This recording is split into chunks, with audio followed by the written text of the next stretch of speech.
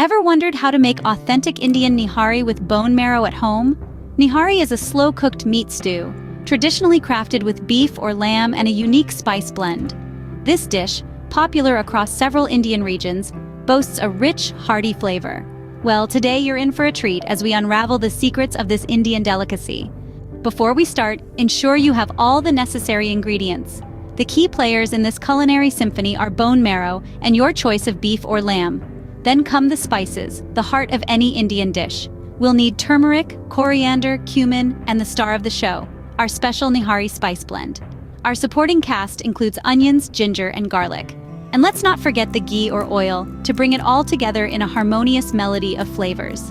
Once you've gathered all these ingredients, we're ready to start cooking. Now let's dive into the cooking process. First off, heat up a generous amount of oil or ghee in a large pot. Toss in your finely chopped onions, ginger, and garlic. Sauté these ingredients until they turn a beautiful golden color.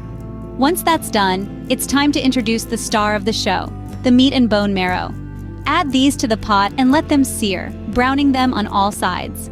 Now comes the magical part, the spices. Sprinkle in a colorful array of spices.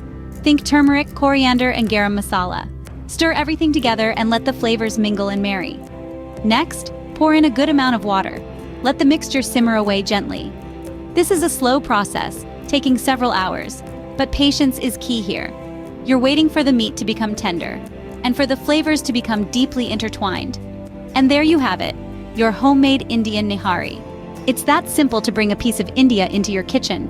We've walked through making nihari, a delightful blend of spices and bone marrow.